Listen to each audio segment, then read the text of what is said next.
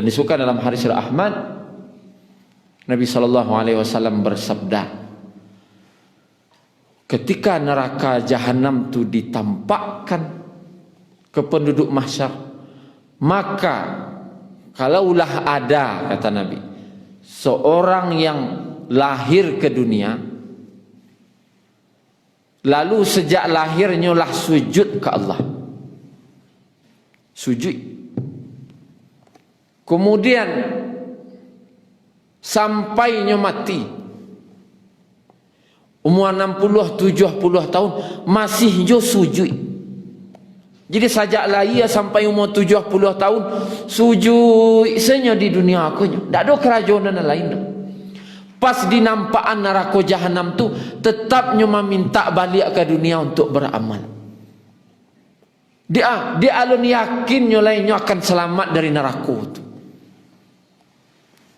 Bah kira-kira ngerinya neraka jahanam waktu itu. Lai orang lai sujud dari lahir sampai mati, lai masih takut, tak berani, tak yakinnya akan bebas dari neraka waktu itu. Apa lai awak bah takut wak kira-kira. Sehingga dalam surat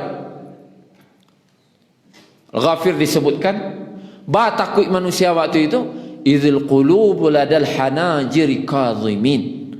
Ketika hati mereka waktu itu, hati kau lah sampai di rakuangan kau. Kalau awak takut biasanya berdebar kan, menggaretek atau berdebar keras jantung. Aikolah tiba di rakuangan.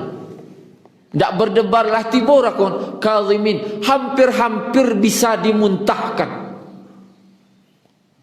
Hampir bisa dimuntahkan hati itu dek takutnya.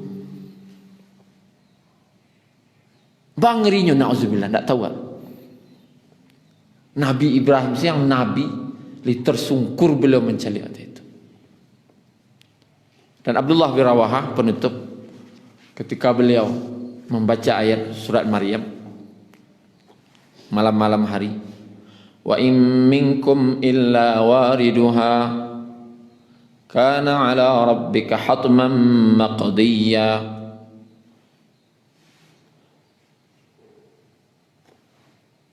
Dan kalian, setiap kalian pasti akan lewat di atas sirat nanti, sirat.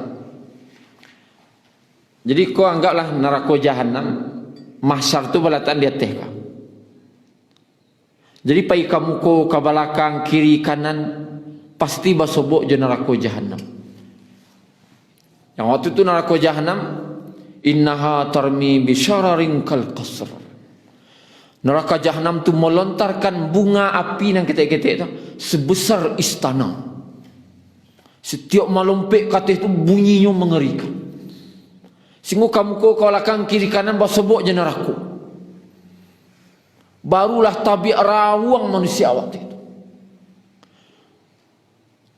Orang itu mah orang yang sejak lahir sampai mati saja 70 tahun umurnya sujud isenya. Lindak yakinnya keselamat. Makanya untuk jalan satu-satunya untuk bebas neraka kau harus ada sirat jembatan untuk melewatinya. Dan setiap manusia siapapun dia, para nabi pun pasti akan melewatinya. Cuma berbagai macam keadaan orang bisa melewati.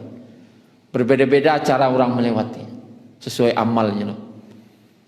Dan ketika Abdullah bin Rawahah membaca ayat, tidaklah kalian pasti akan melewati sirat itu. Dan itu adalah suatu ketetapan Allah yang tidak akan bisa dirubah. Pasti lewat situ. Maka menangislah Abdullah bin Rawahah tadi, radhiyallahu anhu. Membaca ayat cik itu, dia sedang mengaji. Mendeknya orang Arab tu tahu artinya. Pas di ayat tu terantinya menangis. Dan dia menangis tadi itu makin lama makin kareh makin malu luangnya menangis Pak. Pas dia menangis tadi tak jago istrinya. Tengah malam dia tadanga tangisan suaminya tadi. Sehingga istrinya tadi heran, bakok sakarih kuna tangi udahnya. Kemudian sampailah baranti Abdullah bin Rawaha menangis. Mangada ana udah tangihan. Koco itu bana tangih udah apa na udah tangihan. Kau dibaca adalah di ayat tu dek wa minkum illa wariduha. Ambo pas membaca ayat kau tadi. Semua kalian pasti akan lewat di atas sirat nanti. Yang lebih halus daripada bulu gadangnya. Tak gadang lebih halus daripada tak jembatan gadang. Lebih halus dari rambut. Dan itu pasti lewat di situ. Dan itu sudah ketetapan Allah. Nah nambo tangihan katanya. Tak tahu ambo dah. Pas ambo lewat nanti selamat tak ambo situ. Itu nambo tangihan. Nambo takutan itu. Tak selamat ambo tak indak. Awak kau tak selamat tak indak. Itu kira. Mandanga itu istrinya malu luang lahnya. Sungguh Abdullah bin Rawaha bertanya, "Ana engkau tangihan? Kalau engkau salah sahabat Nabi, li takwi cuy ku balu ambo nanti. Ndak tahu lah ambo kesalaman indak." Akhirnya malam tu, tengah malam Pak, suami istri menangis karena teringat akhirat. Sia di rumah kini, rumah awak. Zaman kini, suami istri menangis dek takanas naraku, dek takanas sirat. Sia kini Pak. Lain orang menangis kini lain. Tapi dek barih ndak ada. Dek pitih balanya kurang. Dek baca kak masalah tanah. Tu orang menangis. Kini bau sawa wak menangis di rumah. Tapi nak wak tangih anak takana akhirat. Itu baru rumah-rumahnya para sahabat.